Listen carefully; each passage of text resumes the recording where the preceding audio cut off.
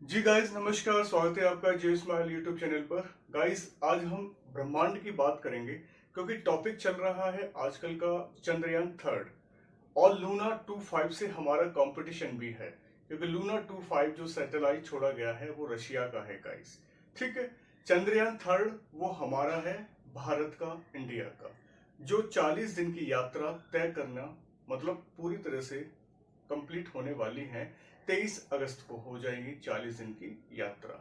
ठीक है गाइस, ये श्रीहरिकोटा से छोड़ा गया था चंद्रयान थर्ड, जो अब पूरी तरह से अपने चंद्रमा पर उतरने के लिए तैयार है। कुछ हमें तस्वीर भी मिली है कि वहां से 3D जब ड्रोन कैमरे से खींची गई हैं तस्वीरें, तो वहां पर लगा है कि जो चंद्रमा पर गड्ढे हैं, जो पिट्स हैं, उनमें पानी की मात्रा भी पाई गई है।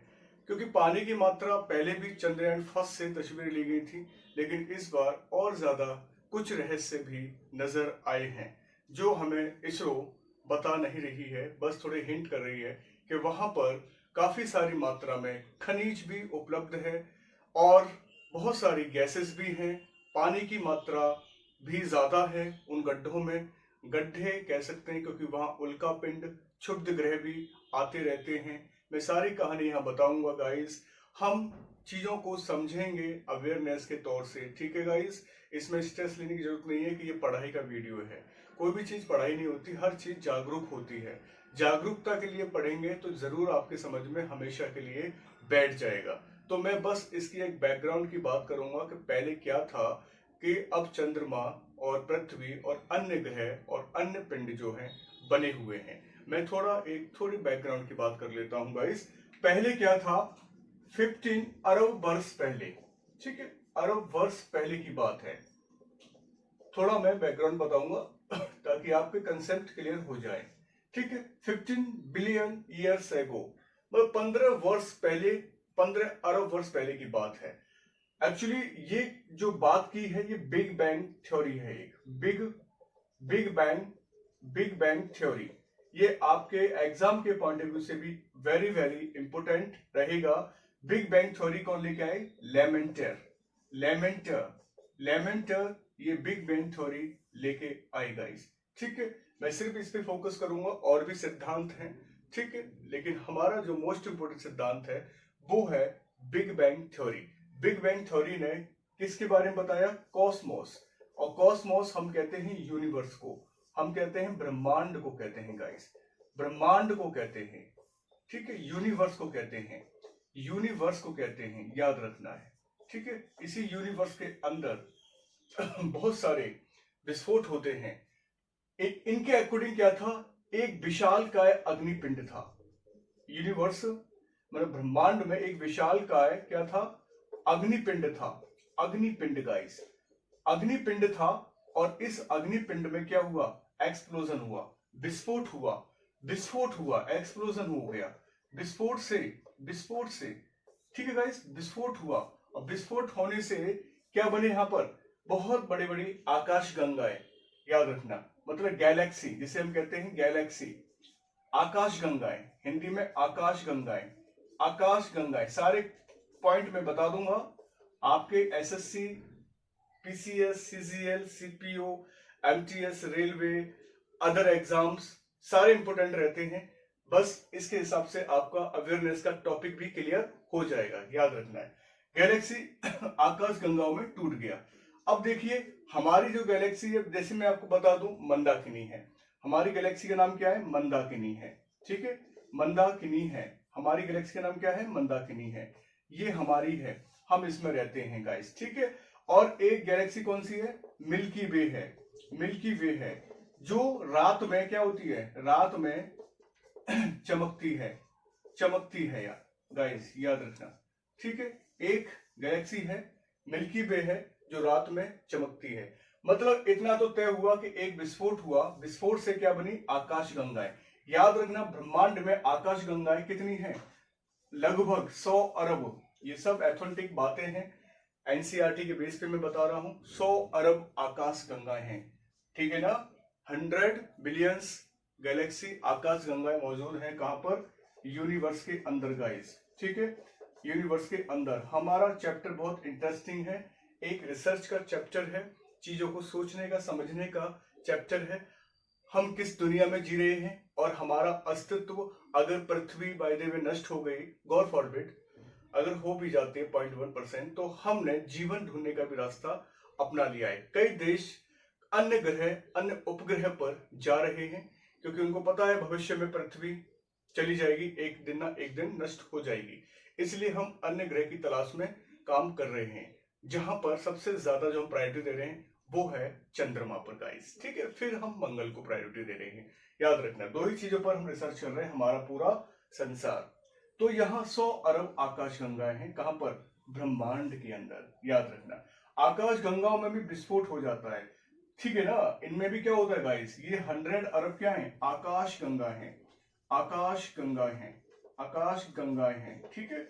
100 अरब मतलब एक तरह से आकाशगंगा क्या होती है? गैलेक्सी। जैसे डायमंड देखा आपने, डायमंड को हम आंखों से देखते हैं तो बहुत सारी क्या हमें अंदर ही अंदर ब्रह्मांड सा लगता है कि अंदर एकदम बहुत विशालकाय चीज है, एक संसार बसा हुआ डायमंड के अंदर।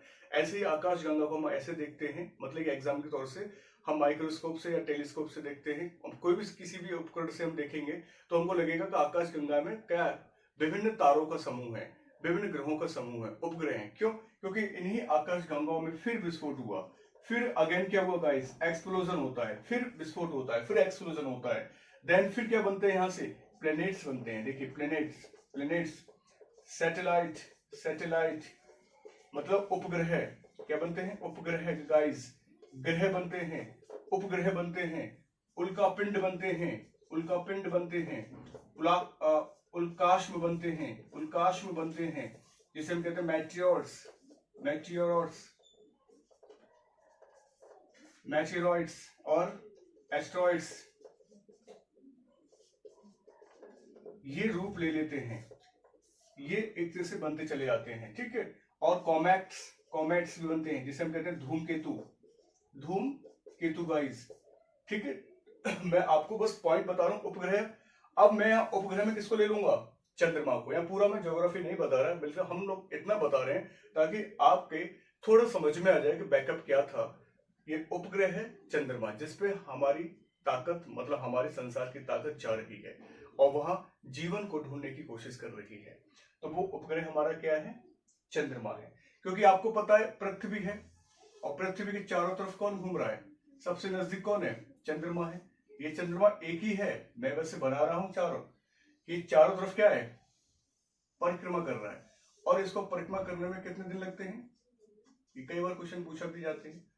27 दिन लगते हैं परिक्रमा करने में चंद्रमा को, किसकी? पृथ्वी की परिक्रमा करने में 27 दिन लगते हैं, याद रखना 27 दिन में। और ये दूरी कितनी है? यहाँ पर जो दूरी है चंद्रमा की, ये डिस्टेंस है गाइस, ये डिस्टेंस है। तो डिस्टेंस कितनी है? तो आप बताएंगे, डिस्टेंस है 3,84,000 किलोमीटर। बहुत दूरी है गाइस। अगर हम डिस्टेंस की बात करें, 3,84,000 किलोमीटर है, किससे? पृथ्वी और चंद्रमा के बीच की दूरी, याद रखना है, ठीक है। अब हम कंसेप्ट पे आ गए हैं। ये पूरी बात किसने बात की है? बिग बैंग थ्योरी में की है लेमेंटर साहब ने। लेमेंटर वैज्ञानिक थे, उन्होंने ये सारी चीजें बात की है। क्योंकि मानव का मस्तिष्क क्या है? बहुत बड़ा मस्तिष्क है। जो वो सोचता है, रिसर्च करता है, वो एक रियल में पिक्चर क्लियर होती है। लोग कहते हैं कि ये रिसर्च कैसे क्लियर हुआ? कुछ लोग होते हैं कि कुछ सपने देखते हैं, सपने भी साकार होते हैं, इसलिए वो सपना इनका साकार हुआ। और वास्तविकता में जब एक्सपेरिमेंट किया गया तो देखा कि हाँ बिल्कुल बात सही है। और आकाश गंगाएं होती हैं, ब्रह्मांड होता है जहाँ विस्फोट हुआ, और विस्फोट के कारण कई सारी चीजें यहाँ पर बनती चली गई। जैसे कि हमारे ब्रह्मांड, मतलब पृथ्वी पर महाद्वीप में एक महाद्वीप था, आप जानते हैं पेंजिया, ठीक है। पृथ्वी, अगर मैं बात करूं, सिर्फ एक थी पेंजिया, पी फॉर पेंजिया, और इसके चारों तरफ क्या था? पैंथालासा, जिसे हम टेथिस सागर कहते हैं। ये पेंजिया एक, सिर्फ एक ही था पेंजिया, और यहाँ क्या था? पैंथालासा, पैंथालासा, ये क्या था? समुद्र था पैंथालासा। तो पेंजिया में विस्फोट हुआ गाइस, ठीक है। अगर हम पृथ्वी की बात करें, ब्रह्मांड के, तो ये, तो पेंजिया में विस्फोट हुआ तो पेंजिया डिवाइड हो गया 7 महाद्वीप में। ऐसे महाद्वीपों की रचना हुई, 7 महाद्वीपों का निर्माण हो गया। और पैंथालॉसा डिवाइड हो गया 5 ओशियंस में, 5 ओशियंस में, मतलब 5 महासागरों में डिवाइड हो गया। 7 महाद्वीप आपको पता है, एशिया, अफ्रीका, उत्तर अमेरिका, दक्षिण अमेरिका, अंटार्कटिका, यूरोप और ऑस्ट्रेलिया, ये 7 महाद्वीप। और 5 महासागर कौन से हो गए आपके? प्रशांत महासागर, अटलांटिक महासागर, हिंद महासागर और अंटार्कटिका महासागर और आर्कटिक महासागर। इस तरह से इसमें भी विस्फोट हुआ, तभी जाके हमारे 7 महाद्वीप बने। और 7 महाद्वीप में सबसे बड़ा महाद्वीप आपका कौन सा है? एशिया। एशिया, ठीक है। ये विस्फोट होना लाजमी है गाइस। हमारे अगर हम हमारा पेट है, अगर पेट में गैस बने तो पेट भी विस्फोट हो जाएगा अगर गैस बाहर ना निकले, पार ना हो। हम मतलब एक तरह से हमारा डाइजेस्टिव सिस्टम खराब हो जाए तो पूरी तरह से हमारा पेट भी विस्फोट हो जाएगा। एग्जाम्पल दे रहा हूं, इस तरह से ये भी विस्फोट हो गया, गैसेस बाहर निकलने का नहीं मिल पाया, इसलिए विस्फोट हो गया और विस्फोट होकर कई महाद्वीप बन जाते हैं। यहाँ पर विस्फोट क्यों होता है? यहाँ पर भी गैसों का भंडार होता है, कई सारे धूल कट जाते हैं, ऊपर जम जाते हैं और एक बहुत बड़ा गुरुत्वाकर्षण के कारण वो चिपक जाते हैं आपस में, और चिपकने से और बहुत बड़ी मात्रा में ये क्या बन जाते हैं? बहुत बड़ी मात्रा में एक पत्थर बन जाते हैं, ऊपर ही ऊपर तैरते रहते हैं। फिर इनमें विस्फोट होता है, विस्फोट से ही सारी चीजें बनी हैं, ये जो मैंने आपको बता दिया है। देखो मैंने कहा ना, विशाल का अग्निपिंड था, इसमें क्या हुआ? एक्सप्लोजन हुआ, गैलेक्सी बनी, हम मंदाकिनी में रहते हैं, मिल्की वे रात में चमकती है, ये रात में चमकती है, और प्लैनेट्स बने, उपग्रह बने, फिर इसमें विस्फोट होता है, फिर ये सारी चीजें बनकर रेडी हो जाती हैं। ठीक है गाइस, अब हम बात कर लेते हैं यहाँ पर, ये मैंने सब कुछ बता दिया है, देख लीजिएगा। ठीक है, थोड़ा आगे की बात करते हैं हम लोग। 15 अरब वर्ष पहले ये सब कुछ होता है और ये एक अनुमान की डेट है। ठीक है, एनसीईआरटी ने यही माना है और हम लोग एनसीईआरटी को लेकर ही चलते हैं, क्योंकि चीजें हमारी जो भारत सरकार एथेंटिक मानती है वो एनसीईआरटी मानती है गाइस। ठीक है, अब हमको ये पता चल गया है कि थोड़ा बैकअप में क्या उपग्रह बने, विस्फोट से ही बने। उनमें से एक उपग्रह का नाम मैंने बताया, मून है, जो चक्कर लगा रहा है, 27 दिन चक्कर लगाता है। डिस्टेंस हमने बता दी है मून की पृथ्वी से लगभग 3,84,000 होती है। ये मून जो है, इस मून पर जाने के लिए सबसे पहले हमने 2008 में चंद्रयान फर्स्ट भेजा गाइस। ठीक है, चंद्रयान फर्स्ट भेजा जो सफल हो गया, और इसी ने सबसे पहले वहां पर क्या फाइंड किया? वाटर, पानी की खोज की सबसे पहले। मतलब पानी की खोज किसने कर डाली? चंद्रयान फर्स्ट ने, मतलब हम लोगों ने ही पानी वहां पर ढूंढा था गाइस, या 2008 में। सेकंड मिशन हमने यहां पर भेजा अपना, कहां पर? चंद्रमा पर। वो भेजा हमने 2018 में, लेकिन वो फेल हो जाता है। नींव तो हम लोग रखते हैं 2009 में ही, पूरा प्लान 2009 से ही चलता है, लेकिन 2018 में उसको हम लोग क्या करते हैं? लॉन्च करते हैं, लेकिन फेल हो जाता है कुछ ही दूरी पर। वो कुछ लोग कहते हैं कि वहां पर मून्स पर एलियंस पाए गए। यहाँ पर मैं लिख देता हूँ, यहाँ पर एलियंस की बात आई है सामने, एलियंस थे, एलियंस की वजह से हमारा ये जो सैटेलाइट थे वो फेल हो गया, वहां पर उतर नहीं पाया था और हम लोग डिसअपॉइंटेड हो गए थे। हमारी पूरी हमारे साइंटिस्ट लगे रहे, उस बेस पे हम लोग काम नहीं कर पाए, लेकिन फिर भी हमने अगेन भेजने का प्रयास किया है 2023 को, और ये अब 23 अगस्त को ही, मतलब 24 अगस्त को फाइनल 24 अगस्त को लैंड करेगा। याद रखना, लैंड करेगा कहां पर? मून पर।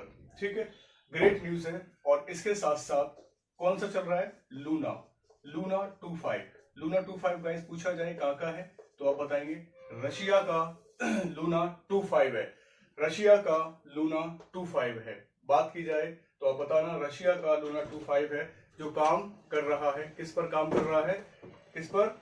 मून पर काम कर रहा है। तो पहला कौन सा हमारा, सबसे पहले कौन उतरेगा, लैंड कर रहा है? लूना 25। मतलब लगभग 24 घंटे या 30 घंटे का फर्क रहेगा, एक दिन या 1.5 दिन का फर्क रह सकता है, ये याद रखना है। ठीक है, कौन सा है? लूना 25 रशिया उतरने में हासिल कर लेगा, पहले मतलब अचीवमेंट ले लेगा, लेकिन इसके सामने भी कई सारी चुनौतियां आ रही है, इसलिए प्रॉब्लम रहेगी यहाँ पर। अब आगे हमारा जो रह रहा है वो है चंद्रयान थर्ड जो है, तो ये क्लियर हमारा चैप्टर यहाँ पर हो रहा है और आगे हम लोग डिस्कस यहाँ पर करते चले जा रहे हैं, क्योंकि एलियंस ने काम बिगाड़ा है। कहते हैं कि वहां पर 3D कैमरे में एलियंस की तस्वीरें भी आई हैं और बहुत जो गड्ढे हैं वहां पर, वहां पानी की मात्रा ज्यादा देखी गई है। कहां पर? मून पर वाटर जो है, पानी ज्यादा देखा गया है। साथ में मिनरल्स भी यहाँ पे देखे गए हैं, मिनरल्स भी बहुत ज्यादा मात्रा में देखे गए हैं। और साथ में गैसेस भी यहाँ पर कई मात्राओं में मिली हैं। इससे लग रहा है कि हम यहाँ पर क्या जी सकते हैं, जीवन को ढूंढ लिया है। मतलब अब हमारा नेक्स्ट टारगेट क्या रहेगा? जीवन रहेगा। नेक्स्ट टारगेट क्या रहेगा? जीवन रहेगा। इसलिए जीवन को हम लोगों ने यहाँ पर फाइंड किया है, वाटर, मिनरल, गैसेस। पृथ्वी पे क्या है? यही है, वाटर है, मिनरल है, गैसेस हैं। पृथ्वी पर भी यही सारी प्रक्रिया चल रही है और इसी से हम लोग अपना जीवन यापन गुजर बसर कर रहे हैं। भविष्यवाणी में बोला गया है कि पृथ्वी आगे डिस्ट्रॉय हो गई तो क्या करेंगे, इसलिए चंद्रमा और मंगल को फोकस कर रही है हमारे साइंटिस्ट लोग। अलग अलग अंतरिक्ष एजेंसियां जो है देशों की वर्क कर रही हैं, इस मिशन पर काम कर रही हैं। याद रखना है, एलियंस, ये बात कंफर्म नहीं है कि अफवाह है या सत्य है, बहुत सारी प्रॉब्लम्स हैं।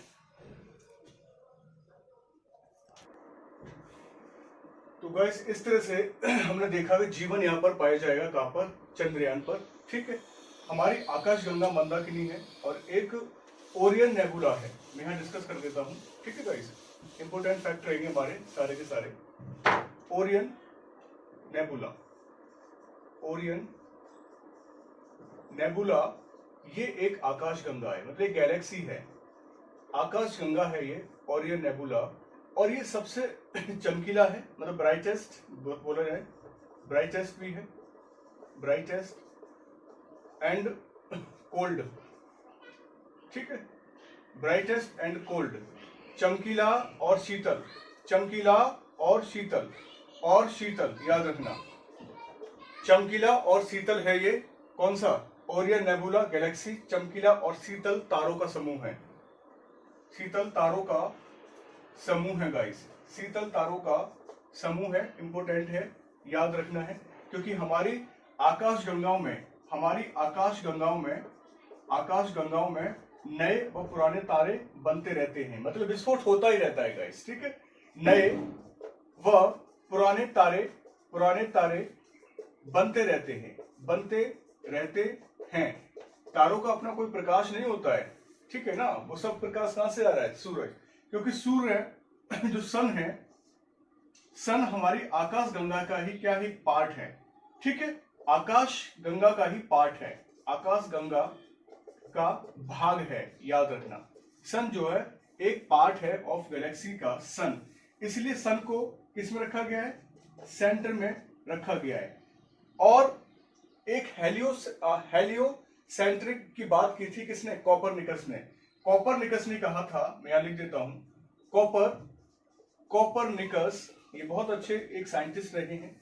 कोपरनिकस ने 1543 में बात की थी क्या बात की थी? कि जो सूरज है वो सौर मंडल के केंद्र में है, ये बात की थी 1543 में। सूर्य सौर मंडल के, मतलब सोलर सिस्टम के, सूर्य सोलर सिस्टम के केंद्र में है गाइस, याद रखना, केंद्र में है। किसने कहा? उसे कोपरनिकस ने कहा 1543 में कि सूर्य सोलर सिस्टम, सौर मंडल के केंद्र में है। इसलिए सारे ग्रह सूर्य की क्या करते हैं? परिक्रमा करते हैं। इसलिए सारे ग्रह, मतलब जो प्लैनेट्स हैं, वो प्लैनेट्स हैं, वो क्या करते हैं? सूरज के चारों तरफ घूमते हैं। ये सन है तो इसके चारों तरफ सारे प्लैनेट्स घूमते हैं। ये किसने बात की है? कोपरनिकस ने की है 1543 में। लेकिन टॉलमी कहते हैं कि ऐसा नहीं है। सबसे पहले टॉलमी थे, याद रखना, सबसे पहले जो वैज्ञानिक थे, जो साइंटिस्ट थे, वो टॉलमी थे, याद रखना, टॉलमी। क्योंकि टॉलमी कब की बात है? लगभग 143 ईस्वी की बात है, एडी की। तो 143 एडी में टॉलमी ने बात की थी कि सूर्य केंद्र में नहीं है, पृथ्वी केंद्र में है। इन्होंने क्या बोला? अर्थ जो है अर्थ सेंटर में है, अर्थ सेंटर में है, और सभी प्लेनेट और सूर्य, याद रखना, सभी प्लेनेट्स एंड सन किसके चक्कर लगाते हैं? अर्थ के चक्कर लगाते हैं। ये बोला था किसने? टॉलमी ने। लेकिन टॉलमी की व्याख्या थोड़ी गलत साबित हुई, क्योंकि बहुत पुरानी बातें हैं, ये रिसर्च ज्यादा नहीं हुआ। और मॉडर्न रिसर्च हुआ 1543 में। ठीक है ना, लगभग 1543, ये 140 रहेगा गाइस, 140 एडी की बात है, ये 1543 की बात है। तो लगभग अंतर मान लीजिए 1400 साल का अंतर है। 1400 वर्ष बाद कोपरनिकस ने रिसर्च किया और कोपरनिकस की रिसर्च आज वैलिड मानी जा रही है। लेकिन एनसीईआरटी में पहली रिसर्च किसकी है? टॉलमी की है। ये पहली रिसर्च है इसलिए वैलिड है पहली। अगर हम ओवरऑल देखा जाए तो कोपरनिकस की बात सत्य है, क्योंकि सूर्य जो है सोलर सिस्टम के केंद्र में है और सभी ग्रह सूर्य के चारों तरफ घूमते हैं। ये बात कोपरनिकस की है, याद रखना है। ठीक है, लेमेंटर की बात थी कि बिग बैंग थ्योरी से ही ब्रह्मांड, ग्रह, उपग्रह, पिंड, उल्कापिंड, धूमकेतु, इन सब का क्या हुआ है? निर्माण हुआ है। लगभग 15 अरब वर्ष पूर्व निर्माण हुआ है ब्रह्मांड का, कॉस्मोस का। क्या है ये? किसने बोला है? बिग बैंग थ्योरी दी है, लेमेंटर साहब ने दी है, याद रखना है गाइस। ठीक है, तो ये हमने डिस्कस कर लिया है, बहुत ही इंपॉर्टेंट चैप्टर है। अब हम आगे बात कर लेते हैं कि क्या चंद्रमा पर ये सारी जो खोज हुई है और बोला गया है कि चंद्रमा पर आने वाली दुनिया एक मानव दुनिया होगी। साथ में कुछ रिसर्च लोग कह रहे हैं कि वहां पर एलियंस के भी साक्ष्य मिले हैं, वो बाद में देखी जाएगी एलियंस है या नहीं है, लेकिन ये डाउटफुल केस है एलियन है या नहीं है। ठीक है गाइस, देखते हैं आगे का क्या रिसर्च रहेगा 24 अगस्त के डेट में, क्योंकि जब हम फाइनल वहां 15-20 दिन रहेंगे हमारे साइंटिस्ट, तो वहां पता चलेगा और खोजें और अच्छी तरह से हम लोग ढूंढ पाएंगे, रशिया के वैज्ञानिक भी ढूंढ पाएंगे और पूरी तरह से हम हमारे जो वहां पर सैटेलाइट उतरा है, मून पर उतरेगा 24 अगस्त को, तो वो सारी पिक्चर भेजकर हमें बताता रहेगा क्या करना है आगे, क्या नहीं करना है। याद रखना, मून जो है काफी सारे इवेंट में भाग लेता है, जैसे सोलर एक्लिप्स में भी, सोलर एक्लिप्स जिसे हम कहते हैं सूर्य ग्रहण में भी पार्टिसिपेट करता है और मून एक्लिप्स चंद्र ग्रहण में भी पार्टिसिपेट करता है। टाइड्स जिसे हम कहते हैं ज्वार भाटा, ज्वार भाटे में भी क्या चंद्रमा की भूमिका है, याद रखना है। और फोर्थ पॉइंट, चंद्रमा मतलब मून पृथ्वी के उपग्रह के रूप में भी काम कर रहा है, पृथ्वी का उपग्रह के रूप में भी वर्क करता है। चंद्रमा पर जो 5th पॉइंट है, 27 दिन में चक्कर लगाता है, किसके? अर्थ के 27 दिन में चक्कर लगाता है। और 6 पॉइंट है, चंद्रमा पर वायुमंडल उपस्थित नहीं है और साथ में मतलब एटमॉस्फेयर भी क्या है? नहीं है। और जो रोशनी है इसके पास, जो प्रकाश है, जो लाइट है, वो भी लाइट किससे आ रही है? सन से आ रही है। जो भी प्रकाश आ रहा है चंद्रमा पर वो किससे आ रहा है? सन से प्रकाश आ रहा है। किस पर? मून पर। ठीक है गाइस, अगर मून ना हो तो कोई घटना पृथ्वी पर पॉजिटिव नहीं होगी। ठीक है, इन्हीं के गुरुत्वाकर्षण बल से क्या होता है? ज्वार भाटे आते हैं, ज्वार भाटे से ही बहुत सारी चीजें क्रिएट होती है। ज्वार का मतलब पानी ऊपर जाता है, भाटे मतलब पानी नीचे गिरता है।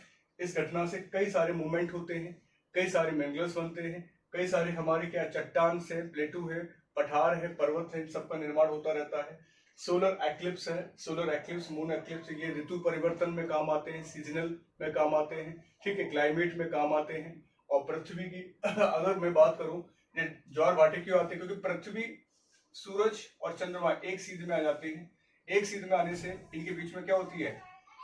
गुरुत्वाकर्षण की शक्ति बढ़ जाती है और क्या रूप ले लेते हैं? ज्वार भाटे का रूप ले लेते हैं गाइस। ठीक है, ज्वार भाटे भी कई तरह के होते हैं, दीर्घ भी होते हैं, लघु भी होते हैं, मतलब लार्ज होते हैं, स्मॉल भी, टाइड्स आते हैं। याद रखना, 12-12 घंटे का अंतराल रहता है। 1 मिनट में अगर 4 मिनट है, 1 डिग्री में 4 मिनट होता है, क्योंकि अर्थ पर जो लाइंस पड़ी हुई है ये क्या है? लैटिट्यूड है। लैटिट्यूड में क्या होता है? 1 डिग्री में 4 मिनट होती है। और 4 मिनट जो है, अगर हम पश्चिम की तरफ जाएंगे, क्योंकि बहुत बड़ा चैप्टर है, समझाने को मैं बताऊंगा। पश्चिम की तरफ जाएंगे तो 12 घंटे आगे होंगे, पूर्व की तरफ जाएंगे तो 12 घंटे क्या होंगे?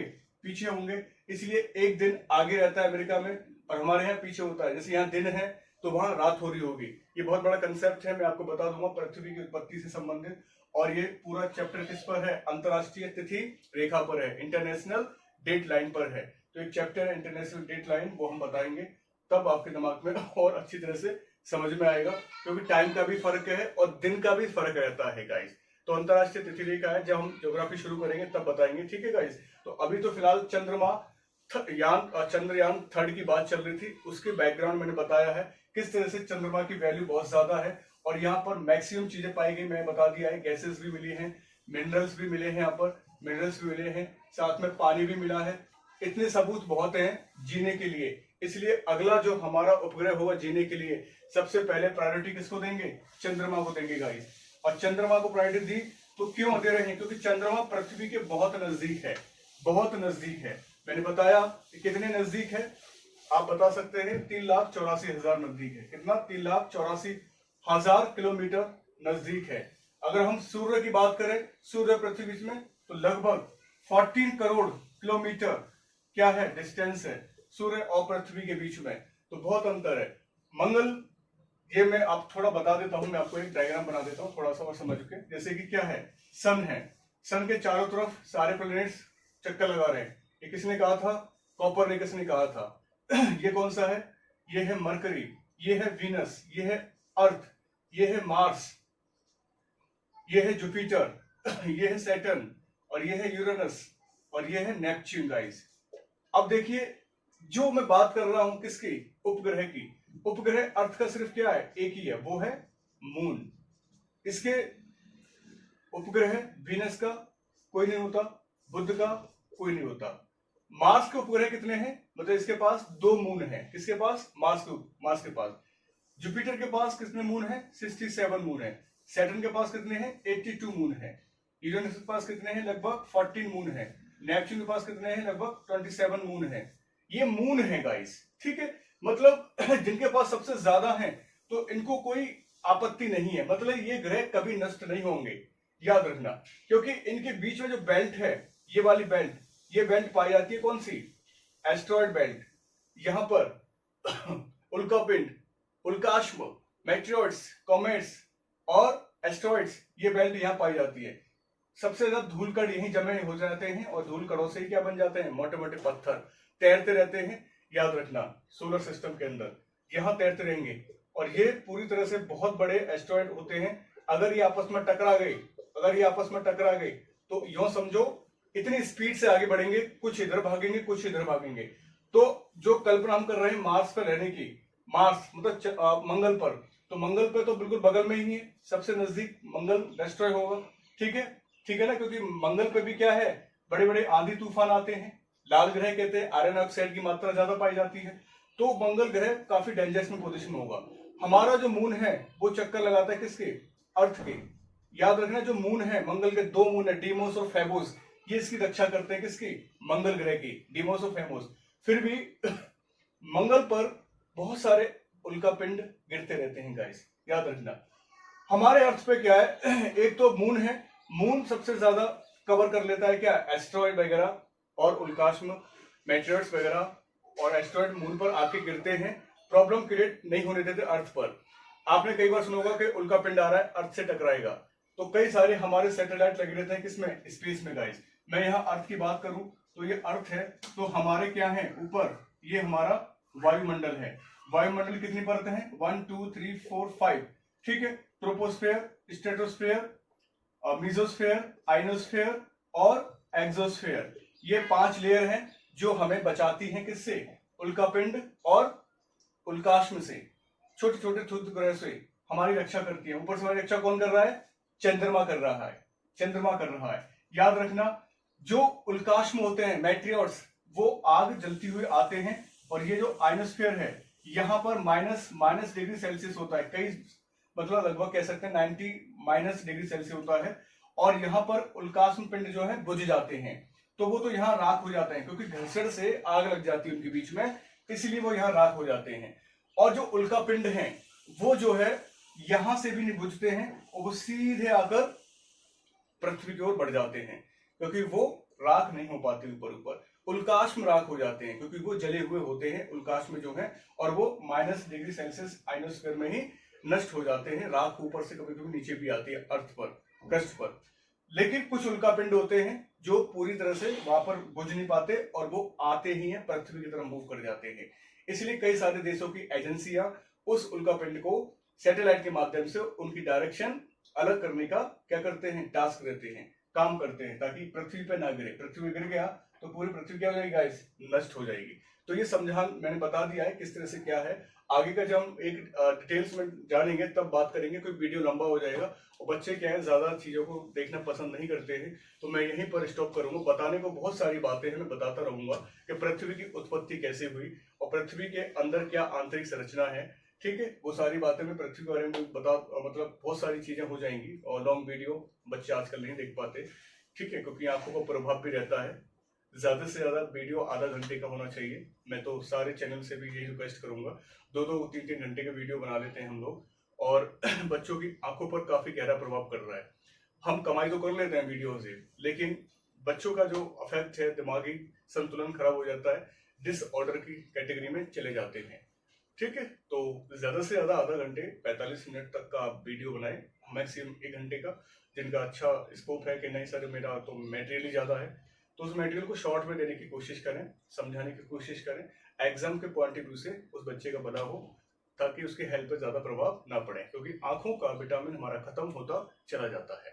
पहले टीवी देखने का कोई ज्यादा क्रेज नहीं था, थोड़े बहुत हुआ करता था, लेकिन आजकल लोग क्या है, मोबाइल, लैपटॉप, टैबलेट में ही अपनी सारी एनर्जी खराब कर देते हैं। क्योंकि हमारी आंखों से बहुत एनर्जी जाती है। जिस चीज को हम जितना रिसर्च करेंगे वो हमारी आंखों से ही होके जाता है दिमाग में, इसलिए फर्क पड़ता है गाइस। आप अपना ध्यान रखिए। अगर आपका हेल्थ मेंटेन है तो सब कुछ दुनिया में सब कुछ अच्छा लगेगा आपको। अगर हेल्थ मेंटेन नहीं है तो आपके पास कितना भी पैसा हो, सब कुछ आपको खराब लगेगा। एक एक रात, एक एक दिन आपकी सारी नींद उड़ जाएगी। बस आप ये सोचेंगे कौन सा डॉक्टर अच्छा है, कौन सा डॉक्टर अच्छा नहीं है, मैं कौन सा कहाँ पर क्या करूं। बस अपने आप को फोकस करते रहोगे, 60-65 साल कट जाएंगे, उसके बाद ऊपर चले जाएंगे। अपना हेल्थ अच्छा रखें, फिटनेस रखें, यही दुआ है। नमस्कार, जय हिंद।